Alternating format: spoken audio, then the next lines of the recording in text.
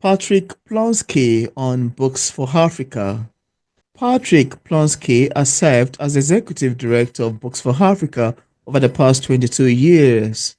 Books for Africa is the world's largest shipper of donated books to the African continent, shipping over 61 million books and serving every one of the 55 countries on the African continent.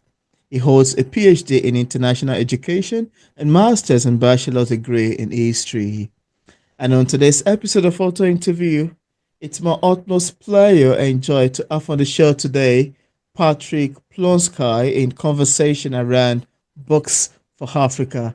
Thank you so much, Patrick, for joining us today. Thank you, Peter, for the opportunity. Happy to visit with you and my friends in Nigeria. Absolutely. It's so lovely we are here, really. It's so lovely because I have been following your organization for a very long time. I've, benefited from some of the impactful work you've done, and I'm so excited we are here to talk about what led the mission of Books for Africa and the amazing works you guys are doing. Quite commendable. I'm happy to have you on the show. Yeah, Thank you. yeah. Yes, we've been doing this for 36 years and Wow. they have grown to be the world's largest shipper. So we're happy to do this. That's got an exceptional title, an exceptional work you've got going. So, Patrick, I need to first say that I'm very excited to have you on P English Literature today to talk about Books for Africa and the amazing work the organization is doing. As someone who has benefited from donated books from a similar organization in the past, I would like you to tell us about Books for Africa, the mission and the goal of the organization, and perhaps if you could run us through some background history, that would be great too. Thank you, Peter. Be happy to. So our organization started 36 years ago when our founder, who was in the automobile book business, actually, he would provide books about cars to car enthusiasts, historic classic cars. And Mm. so he built a business around selling books to those folks in sort of a niche environment. And he had the good fortune to sell his company. And so he had time and some resources on his hands. So he traveled to Africa and visited a number of places, including a library in Jinja, Uganda, the headwaters of the Nile in Uganda. And so when he was there, he was invited to visit the library in Jinja. And so he visited it and he saw they had very few books. And Mm. so he said, well, this makes no sense. And I think I can help with this because I've got these book partners back home. So he Wow. came back home to Minnesota, where Books for Africa is still based, and with some of his friends created Books for Africa. And the first shipment was just several boxes of books that went to Jinja, Uganda. Mm. And so, as I say, that was 61 million books ago. So it just grew from there.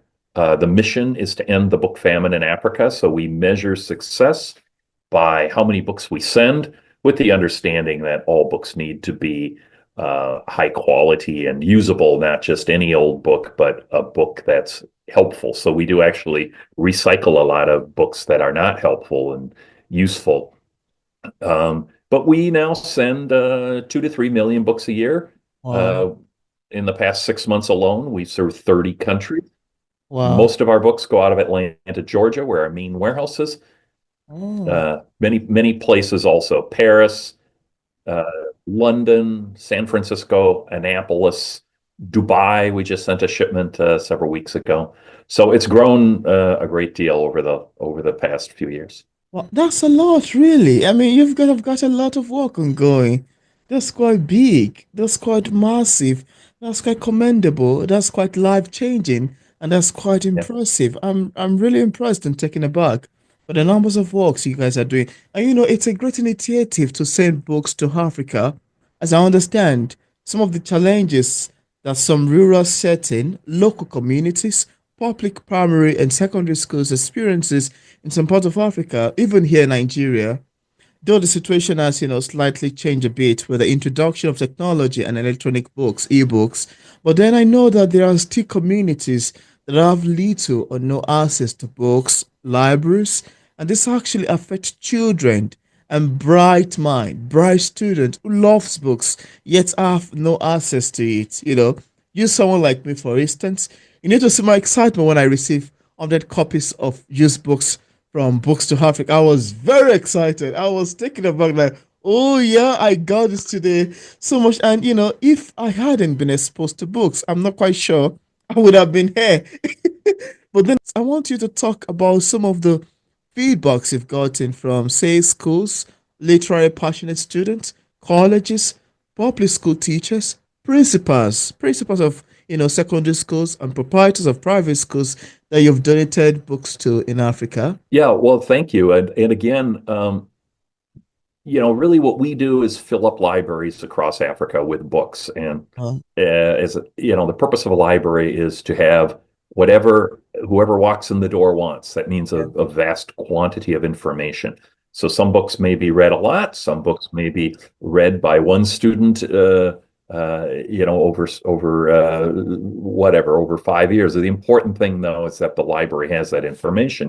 And Yeah. so we have talked to many the students, adults, and children who have used our books. I visited many libraries and schools and universities all over Africa. I was just in Sierra Leone several weeks ago Wow. and visited with some of our recipients. So the feedback has been good. I always ask the same question when I meet with people. What did you think of the books? Were they useful? Were they high quality? Hmm. And suitable for your needs because we do send a lot of books that are gently used. And so we want to make sure that they're not too old and that they're good. And then we amend our processes accordingly. As I said, we do recycle a lot of books that aren't useful. And most importantly, we do surveys. Hmm. I mean, there's different ways to get input. One way is to talk to people. That's probably the best way when in Africa or get feedback by email or whatnot.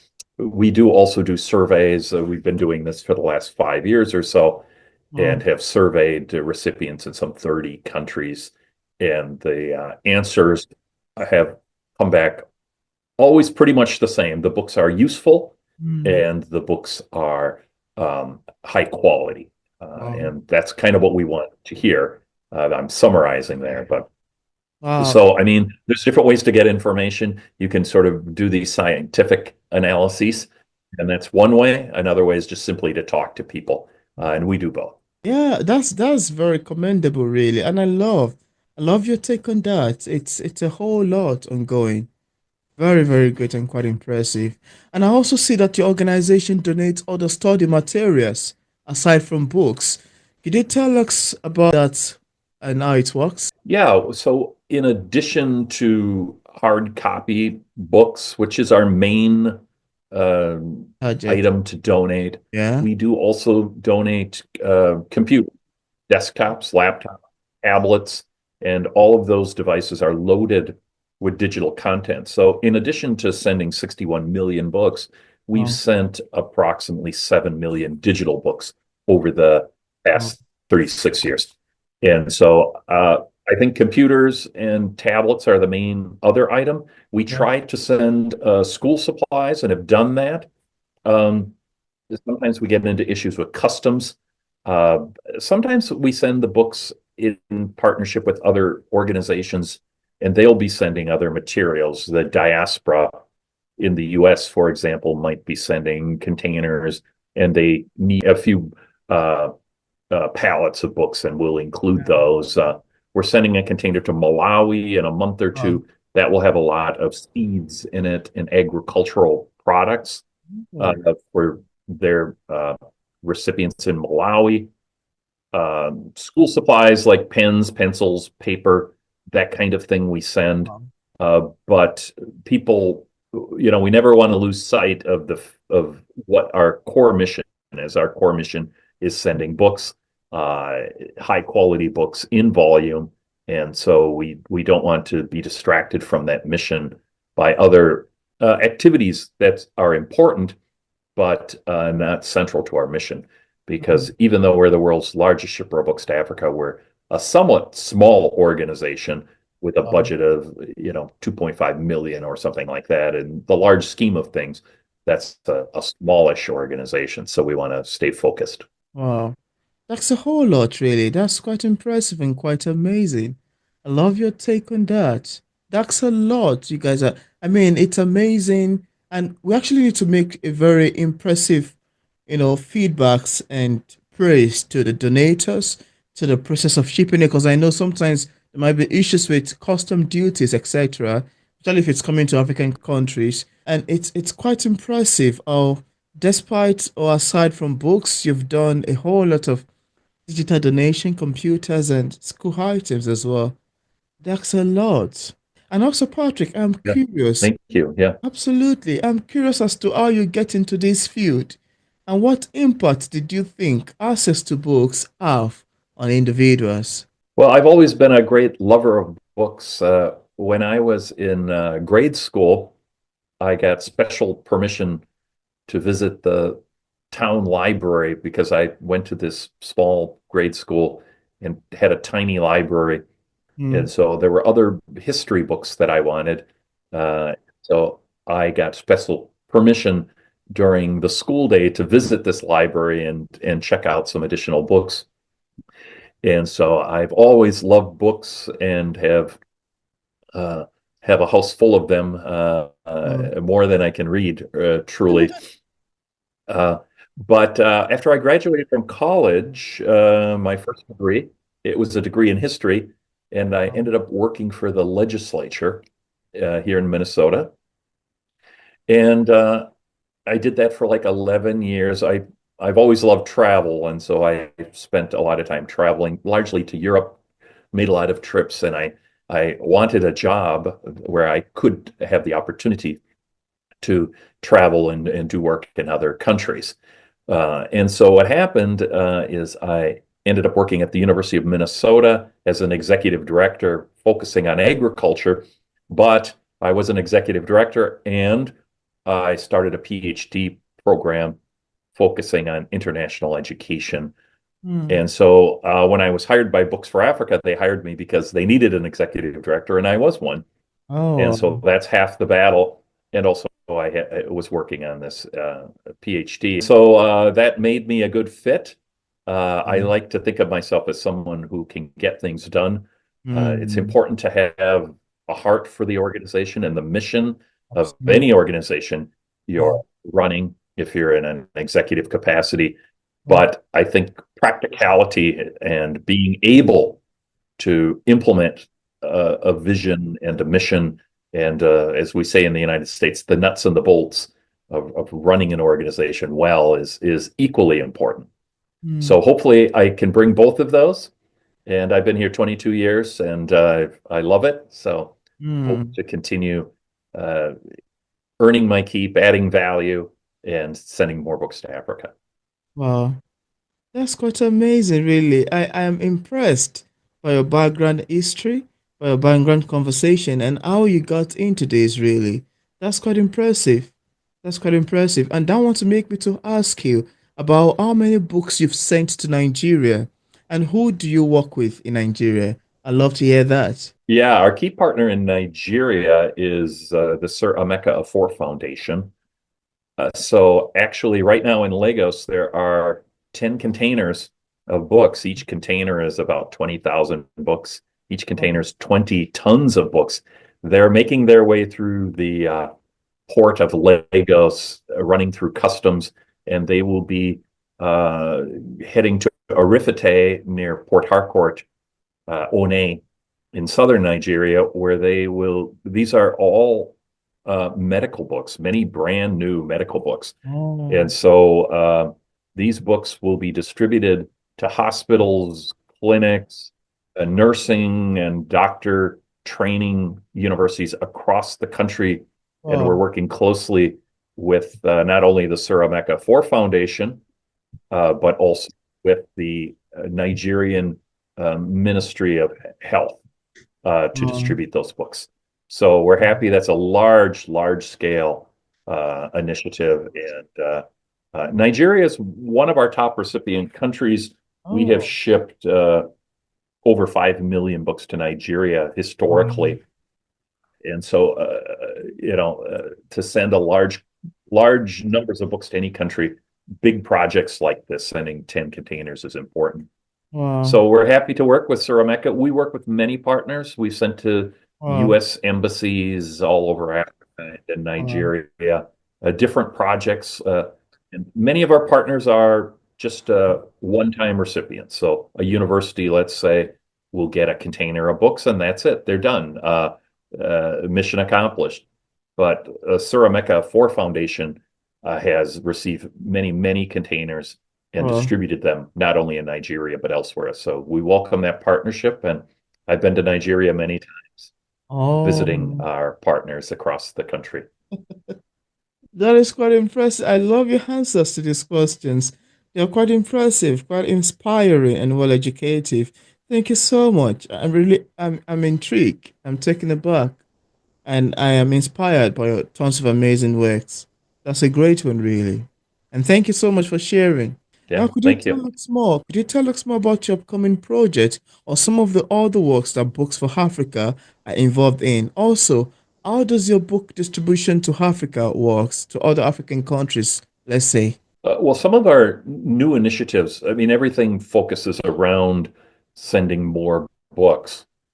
Yeah, One of our key initiatives several years ago yeah. was to start sending French books because so much of Africa is francophone. I believe I just read this morning Kinshasa. There are more French speakers in Kinshasa than there are in Paris. So Okay. a lot of French speakers in francophone Africa. Uh, and so we do send books, French language books out of France and also out of French-speaking Canada. Oh, wow. So that was a major initiative. People kept talking, from the day I started, it was like, well, how do we get French books? And it took us a while to identify reliable partners, but we did. Wow. And so now we do send a reasonable quantity of French books. Wow. Most of the books are English, but French books also. Of course, Oh, our digital initiative that I described, we've sent over 7 million digital books. wow. We have sent now law libraries over 150 law libraries through our to law schools across Mm, Africa and parliaments as part of an initiative. mm, We've done some custom printing of books in local languages and wow. exploring those opportunities and bilingual books. We've done that in a number of countries, Madagascar, Ethiopia, Wow. Mozambique, some of Swahili speaking countries.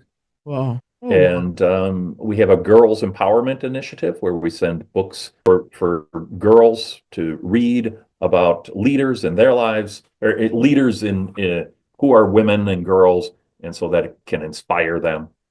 Um, and other initiatives that come up. We're now looking at some collaborations with the Gulf states, the Arabian Gulf states, in terms of funding opportunities and some additional co-branding opportunities to, it might be Coca-Cola or something where we can Yeah. co-brand with them and secure additional finances to ship books. And then, of course, some of our key partners, we work with the African Union. We work with a number of African ambassadors in Washington, D.C. We're going to be Wow. hosted by the ambassador from Zambia in Washington Wow. in several months for a big reception. There will be about 15 countries represented at that event.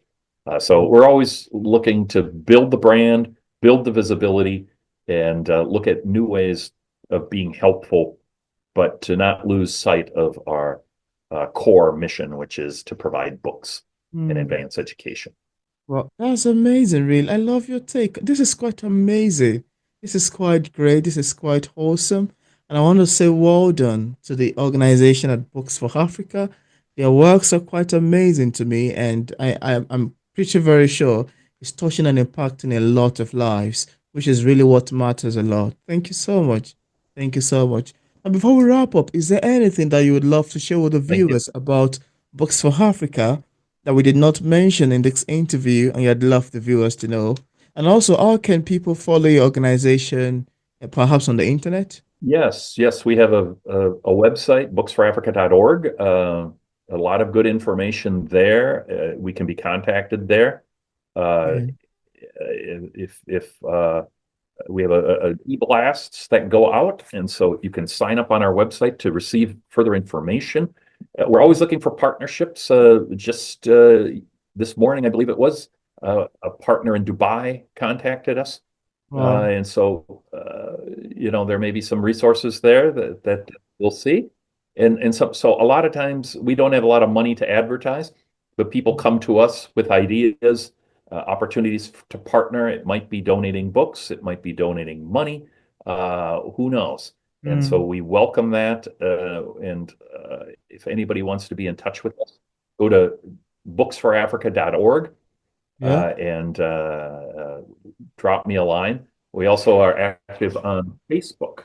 We post a lot of pictures and whatnot on Facebook. So you can go to our Facebook channel and follow there with the latest and greatest. Yeah, absolutely. And I left a link in the description part of this interview to Books for Africa website where interested viewers can contact them, organization. They would love to be in touch with them. Like, Patrick mentioned, if you love to partner with Books for Africa, it's always great. You can, if you want to order books, you can contact them like the same way I contacted the other organization many years ago. It's quite amazing and very great. I need to say thank you so much for taking the time to join P English Literature in conversation around the amazing works and mission of Books for Africa. This is really exciting. And I see that you have books too in your background. Oh, yes, yes. I have a lot of books. Yeah, this is just As a, some of them. as a distributor of books, it's I have more books expected. than I know what to do with, but As a distributor of books, it's expected. yes, yes. Thank you so much. Yeah, and a lot of books. And, I guess I would just say to your listeners, read whatever books you want. I like history, but I read a lot of historical fiction. Um, Um, Other people like novels. Some people like engineering books. yeah, Whatever. Having read a lot of books in my life, I always ask myself the question, what's the next book that I want to read? Not what is the next book I should read? Now, as students, we sometimes have to read, of course, the books that are help us to pass the courses and the yeah, exams. yeah. But life is short, so sometimes I'm reading a book, and if I don't like it, I just Drop it. abandon it and find one I do like. So I encourage people to read books and read whatever book you want that brings you joy and Yeah, you think gives you something in life. yeah. Thank you so much, Patrick. This is quite exciting. Thank you.